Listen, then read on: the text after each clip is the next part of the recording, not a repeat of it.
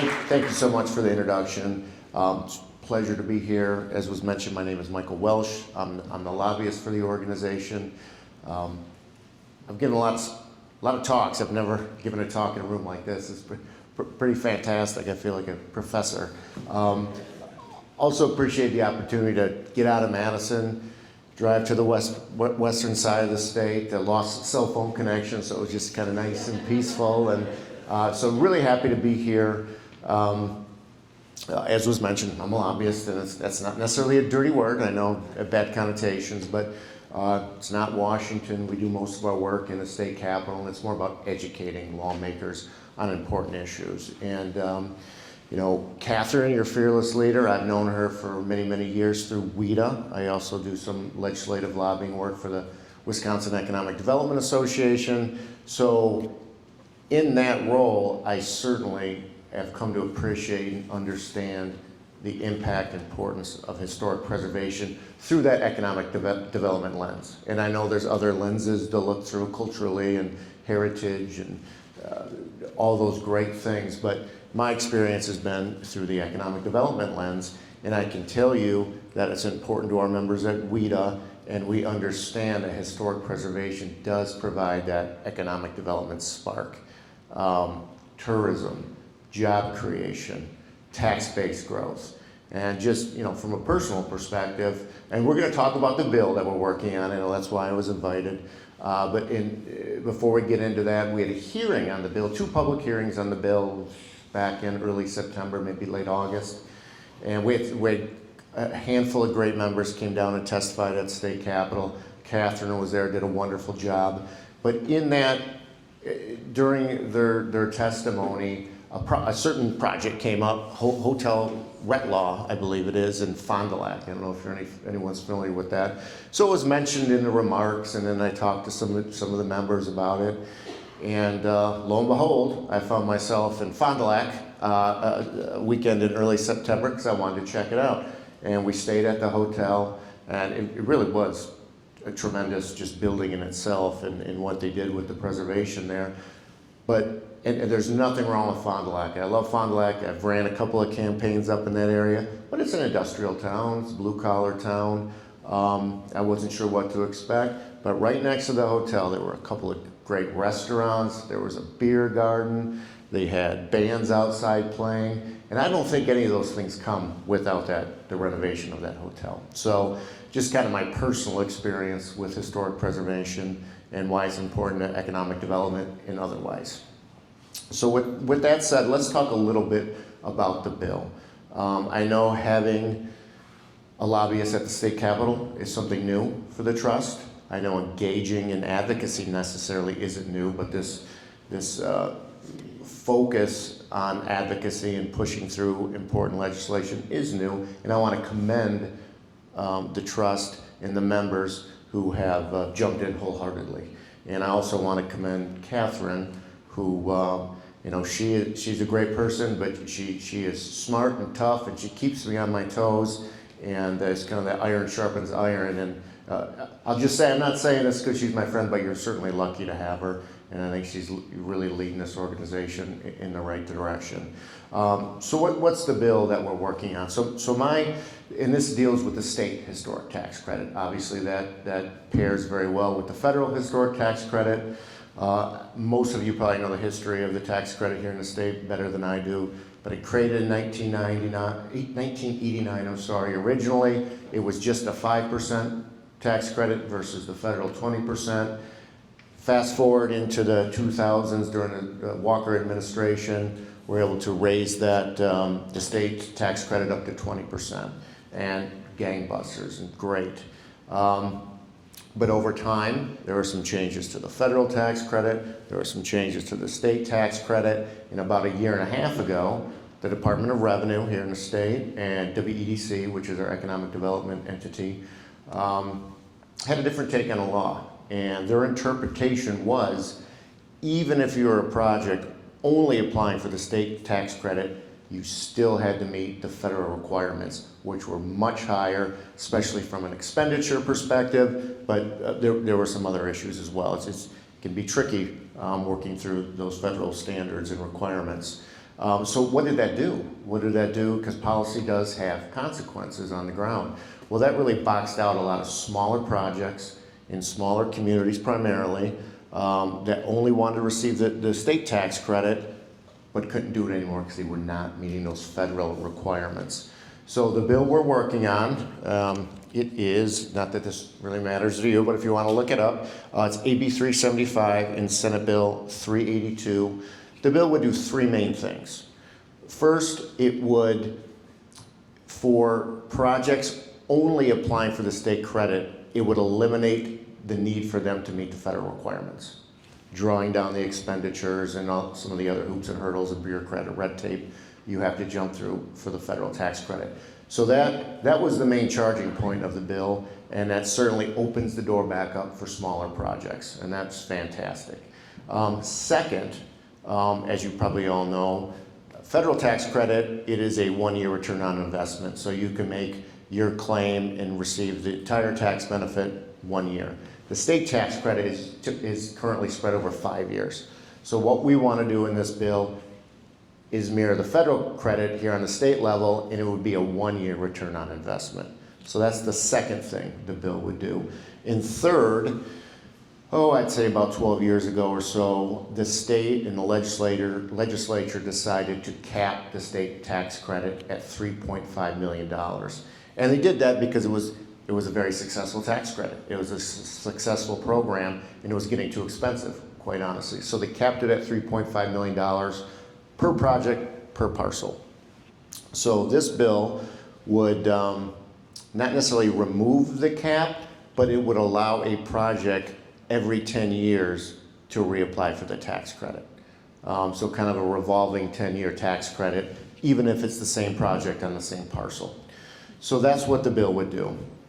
Now we're going to get into a little bit of inside baseball in the legislature, and I'm going to throw out some numbers, so I hope it's not boring you. But the bill, and by the way, again, I have a number of different clients, and not all of them are as engaged and provide the kind of information I receive from Catherine and the trust, and it has helped. I just can't put it into words how powerful it is to walk in that building and talk to lawmakers when the proof's in the pudding. So kudos to this organization and Catherine for always willing to feed me the information, because I'm not an expert, right? I'm the mouthpiece. So just having that support is fantastic. It's been very helpful. So we had the bill introduced. I think it was either late spring, sometime over the summer, and great champions. I have to tell you, there's bipartisan support for this bill from the governor, to Democrats in the legislature, to the Republican majorities in both houses. Lawmakers, all they have to do is look at their districts back home and see the impact of this tax credit. So, ton of support. Had two hearings, one in the Assembly, one in the Senate. Again, we had members come down to testify. Fantastic testimony. The bills were passed unanimously out of both committees, a Senate committee and an Assembly committee. And in fact, I think 3 weeks ago, it was put on the Assembly floor calendar to be voted on by the full Assembly. I anticipated a unanimous vote, or at least a voice vote, which is basically a unanimous vote. And then we ran into a little bit of bad luck. And that's where it gets interesting. So I don't know if any of you are familiar with the Legislative Fiscal Bureau, but that's basically the legislature's congressional budget office. Think of it that way. And this bill could have gone to the Joint Finance Committee, which is the legislature's budget writing committee. So they took it upon themselves. They were bad luck, but also the LFB, they were doing their job. So they wrote an independent memo apart from the fiscal estimate, and again, I'm getting into the weeds here. Aside from the fiscal estimate written on the bill by the Department of Revenue, which said really nothing on increased costs due to the changes of this bill, the Fiscal Bureau sent a memo to the author and the leadership in the Assembly saying that the provision to take the 5-year return on investment and bring it to 1 year would be a $66 million hit in the current biennium. Now that $66 million is not necessarily new spending, but it would front load all those projects going from 5 to 1 year. So legislators, politicians, even though it's the same amount of money that would be spent, but just front-loaded, they view it as that's $66 million less that we're going to be able to spend on other priorities, whether it's tax cuts or other programs. So what happened, our bill got pulled from the Assembly floor calendar, just delayed. They call it the delayed calendar, and I won't bore you with the details. So we're in this holding pattern right now. I'm working with the authors of the bill to find some solutions so we can keep that 1 year ROI, but maybe spread out the cost long term. And that's where we're at, because the appetite in the legislature right now is not to spend a single nickel if they don't have to.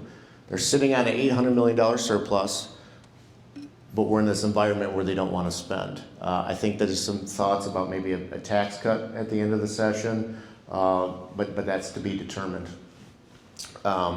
So long story short, and just to give you an example, I'm working on some other issues. I'm working on an adult literacy grant, and we're just asking for $750,000. And I know that's a lot of money individually, but when you're talking about a $100 billion budget, it's decimal dust, right? But I'm having a hard time getting that passed. I have a number of lobbyist friends asking for $1 million, $2 million. One is for an AED grant to put AEDs in schools. Can't even get that. So asking for $66 million on what many consider somewhat of a technical bill is a really hard sell right now. So I'm just being honest. But we are going through negotiations. Again, our authors are champions. We're working with the Fiscal Bureau, and hopefully we can find a way to keep the 1 year ROI, but push it back several years. I know I'm going to get a lot of kind of pushback from some lawmakers saying I'm just kicking the can down the road, but I remain hopeful we can get over that hump. I'll be working with Catherine, continuing to engage our members in the legislative process so we can keep pushing this bill forward. I mean, that constituent to lawmaker connection is powerful, and if they hear from you, they're going to listen and they're going to want to be helpful. So best case scenario, we can work through this hiccup. Worst case scenario, we pass the bill without the 1 year ROI. We're not at that point yet. It's not where I want to go. I feel optimistic we can work with folks, but we're in this environment again where they don't want to spend a lot of money. So the good news is, again, and I'm repeating what I said earlier, lawmakers do understand the benefit of this tax credit, whether it's from an economic development perspective or a cultural perspective. They love the tax credit, they see the benefits, they want to be helpful, but they're going to need to hear from you. So I will continue to work with Catherine to engage our members in the process. And again, February 4th is our legislative day. And the more folks that turn out, the more powerful of a message it's going to send. So I would certainly encourage you to come. And with that, I would be happy to take any questions if there are any. Go ahead. Would a letter writing campaign be beneficial? Yes, and that's what we're going to do. And we try to make it really easy for our members. So we will put together like an email template, shoot it out to our members, and all they have to do is cut and paste, put it in an email, and send it to their lawmakers. When you say our members, who The mailing list that that Catherine has. So whoever's on our mailing list, we will send them an update. I think it could also go to the students. Absolutely. Absolutely. Make it an assignment. Yes. So to frame it correctly, we went in initially to clean up the small project disconnect that they were bearing. Yep. Then we said, well, while we're in this, let's go ahead and clean some other things up, like the 5 year, 1 year, and a reapplication. Correct. So it's not a failure if we lose those and pass that initial piece anyway. No. Success. We like to get all 3 of those. Well, yeah, and you know what? I'm glad you brought that up because you're absolutely right. I mean, I work in a business where perfection is very, very rare, right? And you don't want perfect to be the enemy of good. So we're going to keep fighting for that 1 year ROI. There's no question about it. but getting 2/3 of what we want is a win. And it's a win, getting anything done in that building is really hard. I'm just gonna be honest, it's tough and it's getting harder every day. So getting 2/3 of what we want, and I'm not saying that's where we're at, is a win, and you should be very proud as an organization that hasn't maybe been engaged in the legislative process that much to get this far, this early, and that's due to your leadership. Not due to me, it's due to your leadership and the passion that you have. So I'm glad you brought that up because I did want to stress that.